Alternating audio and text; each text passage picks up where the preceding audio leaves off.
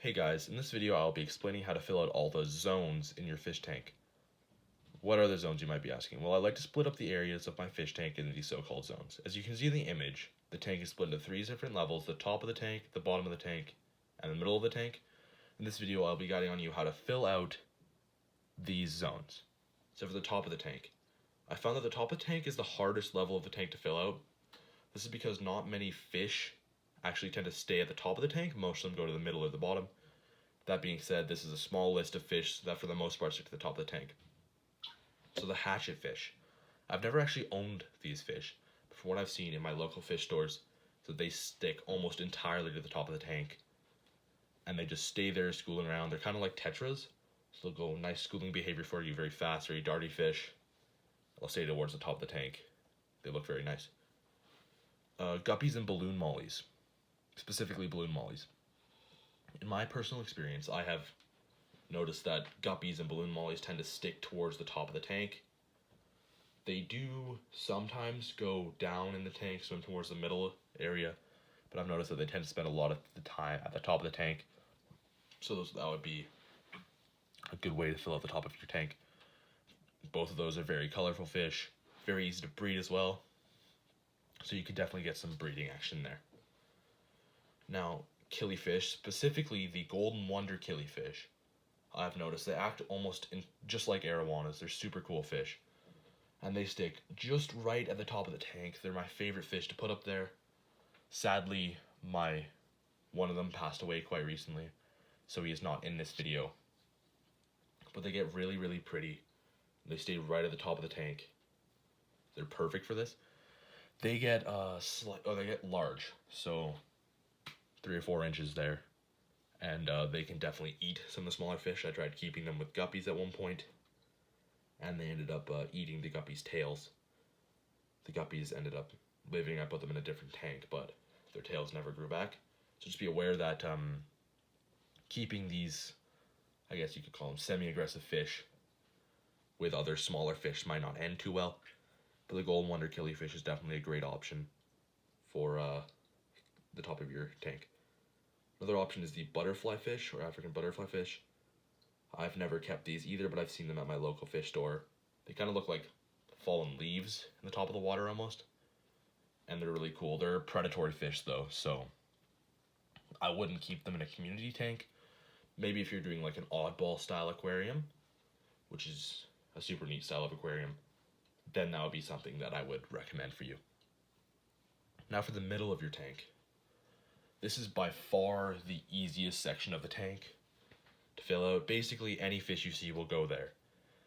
So I'm not going to go into too much detail on any of these fish. I'll just kind of like list them off. So mollies, platies, swordtails, that type of thing, they all stay towards the middle of the tank.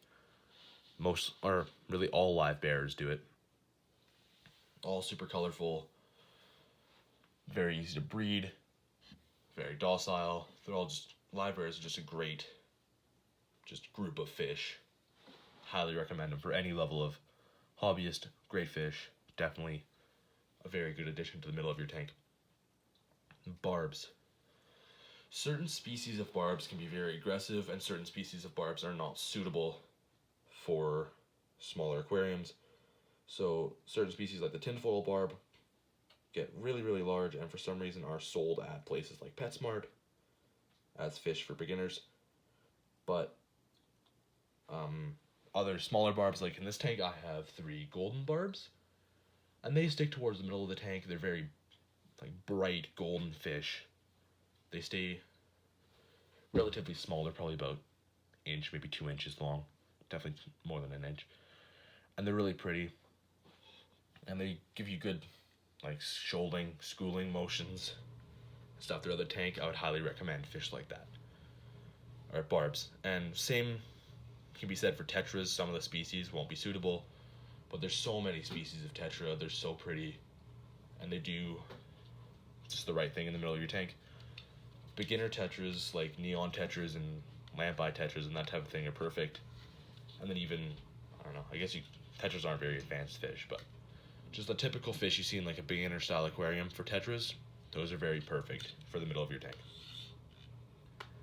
Gouramis. These are very beautiful, very colorful fish. They get quite large, probably 2 or 3 inches there, and they get very like tall as well. They take up a lot of space in your tank. Like they're very boisterous fish.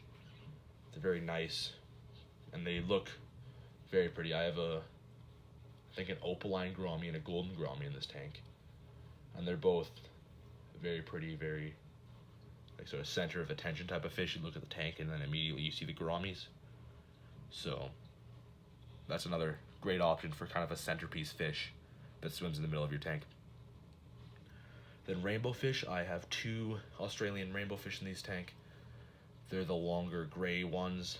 Sometimes they dart side to side on the tank. They get really colorful once they reach adulthood. I don't think these ones have fully matured yet because they're still mostly gray. They're getting some color on the tail though. And these are great fish. They, like if you have bigger schools of them, currently I only have 2, but I've had larger schools in the past. And they look really cool, schooling from end to end of the tank. They're really, really good fish. And the same can be said for Danios. Like giant Danios, celestial pearl Danios, that type of thing.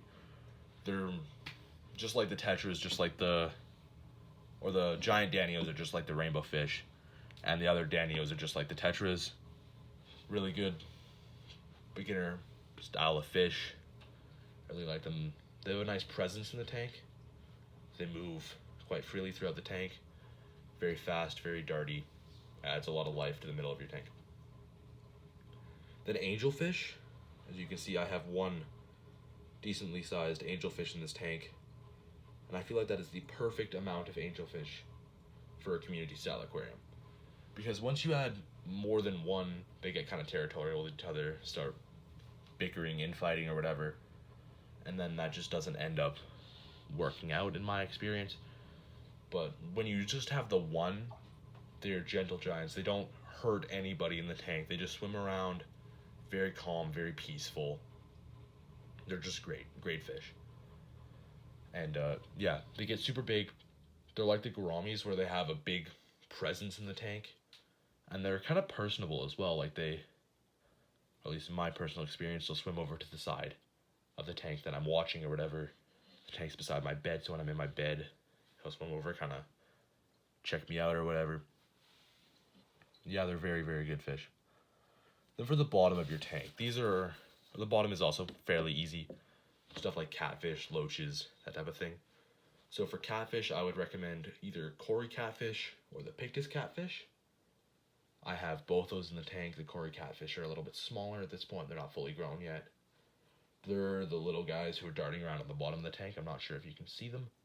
I have 1 albino and I think 2 green corridors in this tank. They're called green, but they're not very green. They're kind of more of like a light brown.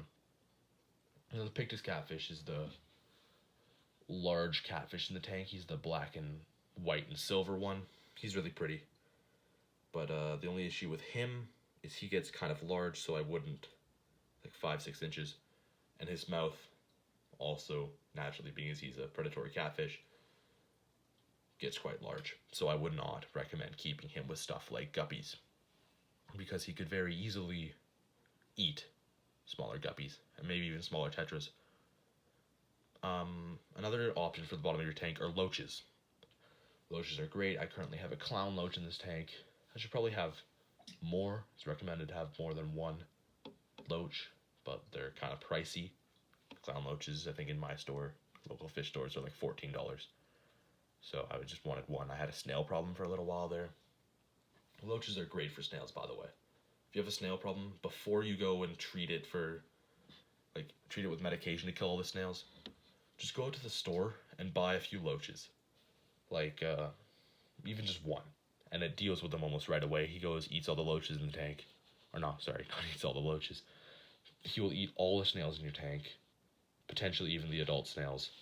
I had 2 adult mystery snails in the tank who started breeding, and then I added the clown loach, and all of a sudden I had no adult mystery snails and no baby mystery snails.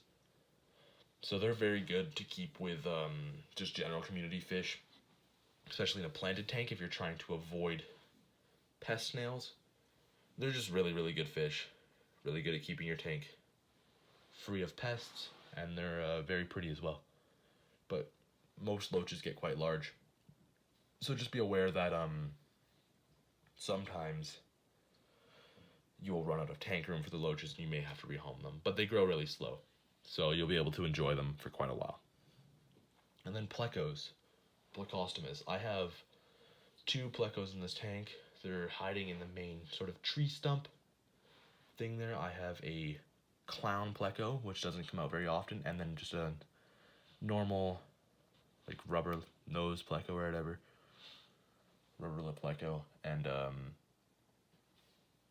no, it's a bushy nose pleco, I think. Anyway, they're very good, very, like, interesting fish, and they stay towards the bottom of the tank. Sometimes they'll go up on the glass or whatever. They're sold as kind of algae eaters, but don't buy them with the purpose of them to clean your tank, because they don't really clean it all that well. Buy them because you like the way they look. In the end, sure, they'll eat some of the algae, but the waste that they produce is more than the waste that they are consuming, so they are not, like, an effective way to clean your tank. So I have 2 of them in this tank, like I said before, and they are honestly some of my favorite fish in this tank. I hope you guys found this video interesting. I hope you found it useful. I hope you found the information that you were looking for. If you did enjoy, please leave a like, comment if you have any questions. I'll be sure to get back to you guys if you have any questions about certain fish, certain, like, care for fish. I'll definitely respond to you in the comments. I've got a lot of time on my hands right now, so I'll respond to as many questions as I can. But yeah, thank you guys for stopping by. If you did enjoy, please like and subscribe, and I'll see you guys in the next video. Thank you.